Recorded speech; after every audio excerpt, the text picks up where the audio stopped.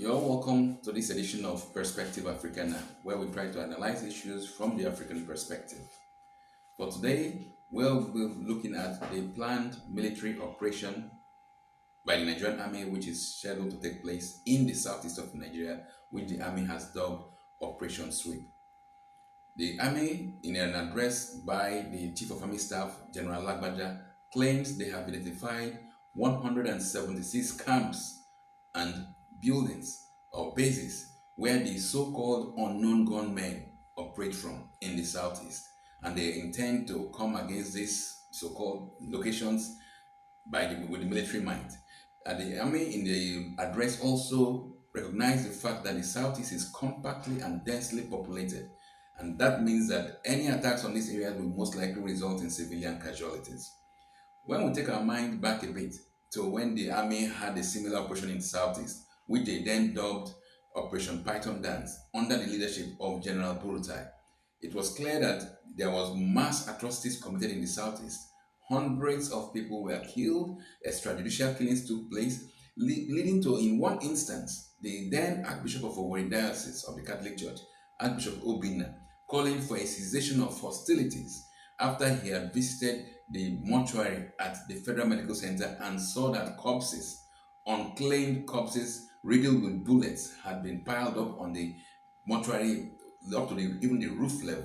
So we do hope that this will not be a rehash, a repeat of what transpired. It is more worrisome when this same army that claims they have identified 174 base camps of the so-called unknown government cannot locate any single base of the herdsmen or bandits or the elements who go and perpetrate mass atrocities, ethnic cleansing, and genocidal attacks in Benue, Plateau, Nasarawa, Zamfara, and other parts of the northern region, where these thugs, these criminal elements move in their hundreds. The army, the military cannot locate any of their base camps, but they're easily able to locate 174 or 176 base camps in the southeast. This gives the Southeasterners the fear, the belief that perhaps this is more than an ordinary military operation and there may be intendment to repeat what transpired when there was the Operation Python Dance. More worrisome to the people of the Southeast is the fact that not so long ago, about 2 weeks earlier, a notorious warlord, Asari Dokubo, had, after meeting with the president, Bola Tinubu, had announced to the glare of the world, the entire world, at the press conference of the Aso Rock Presidential Villa,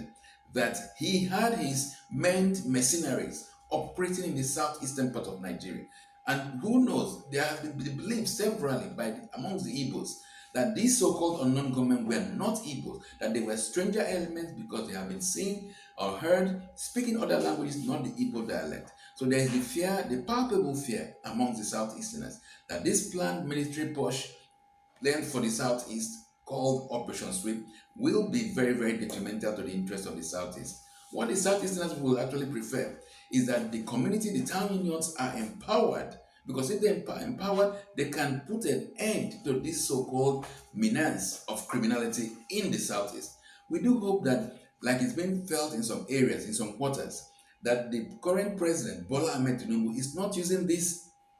planned military operations as a ruse to create